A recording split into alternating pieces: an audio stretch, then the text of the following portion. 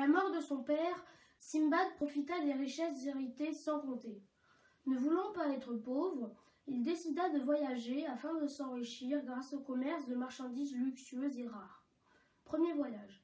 Il s'embarqua pour les Indes orientales. Pendant le voyage, il s'arrêta sur une île. Mais en fait, il s'agissait du dos d'une baleine géante qui se réveilla brusquement et replongea en mer, provoquant la noyade de Simbad. Le bateau repartit sans attendre les naufragés. Simbad réussit à rejoindre la terre. Il rencontra un inconnu qui habitait dans une grotte avec d'autres palefreniers du roi Mirage. Une fois par an, il venait à cet endroit avec la plus belle jument du royaume pour permettre l'accouplement avec le cheval marin. Ensuite, Simbad fut accueilli aimablement par le roi qui lui offrit l'hospitalité et tout ce dont il avait besoin. Un jour, il retrouva le capitaine du bateau, récupéra ses ballots de marchandises, fit des échanges et acheta des matières précieuses. Il rentra alors à Bagdad pour profiter de ses richesses. Deuxième voyage. S'ennuyant, Simbad s'embarqua à nouveau. Il s'arrêta pendant le voyage sur une île déserte. Après une sieste, il se réveilla. Le bateau était parti, l'abandonnant. Il découvrit un œuf de roc géant. Pour s'échapper de cette île inhospitalière, il s'attacha à la patte de l'oiseau géant qui s'envola et le déposa au fond d'une vallée entourée de montagnes infranchissables. Le sol était recouvert de diamants et de pierreries gardées par des serpents gigantesques. Pour récupérer les diamants, les habitants lançaient des morceaux de viande que les oiseaux géants venaient chercher. La viande, en tombant, s'incrustait de diamants que les hommes récupéraient dans les nids. Simbad s'accrocha à un morceau de viande et fut récupéré par un des habitants. Grâce à eux, Simbad put rentrer à Bagdad, où il resta un certain temps avant d'entreprendre un nouveau voyage. Troisième voyage.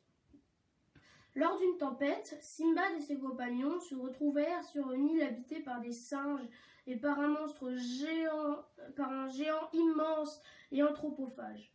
Rescapés des rôtisseries du monstre, Simbad et ses compagnons construisirent des radeaux et essayèrent de s'échapper après avoir crevé l'œil du géant.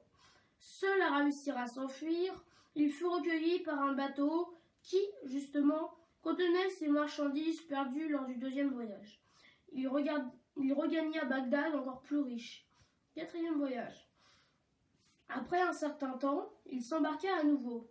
Pendant son voyage, un coup de vent provoqua le naufrage. Simbad réussit à rejoindre la terre ferme où il fut présenté au roi. Il épousa une dame du palais, mais la coutume du royaume exigeait que le conjoint d'un mort meure lui aussi le lendemain. Son épouse mourut brusquement et Simbad fut enterré vivant dans une cavité de la montagne. Il réussit à trouver une issue après avoir récupéré les bijoux et richesses laissés sur les ossements. Il se retrouva sur un rivage limité par une montagne infranchissable. Il fut recueilli par un bateau qui le ramena à Bagdad. Cinquième voyage. L'envie de voyager le reprit. Lors du voyage, le bateau fut attaqué par 2 rocs qui détruisirent le navire. Simbad, survivant, arriva sur une côte. Il rencontra un vieil homme qu'il chargea sur ses épaules pour l'aider. Mais celui-ci s'accrocha tellement que Simbad ne put s'en débarrasser. Simbad l'enivra et réussit ainsi à se libérer du vieillard. Il fut récupéré par un bateau qui le déposa sur une île.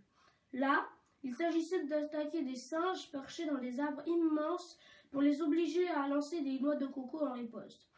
Simbad récupéra ainsi beaucoup de noix de coco, objet de richesse. Il s'embarqua sur un nouveau vaisseau qui le ramena à Bagdad, toujours plus riche. Sixième voyage. Après un an de repos, Simbad repartit. Mais le bateau, entraîné par des courants défavorables, se fracassa sur des rochers. Seul rescapé, Simbad se retrouva sur une côte recouverte des épaves et des richesses des précédents naufrages et bordée par une falaise infranchissable.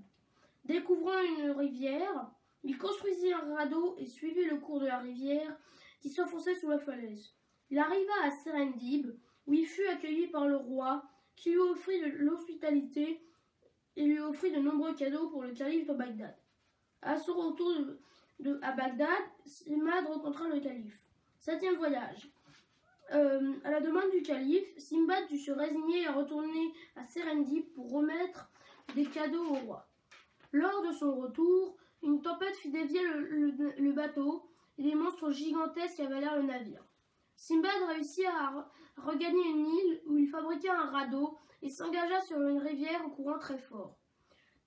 Attrapé dans un filet par les habitants de l'île, Simbad fut recueilli et soigné par un cheik qui organisait la vente du radeau constitué de bois rares. Simbad se maria avec la fille du cheik. À la mort de celui-ci, il hérita de tous ses biens et il rentra à Bagdad avec sa femme 27 ans après être parti.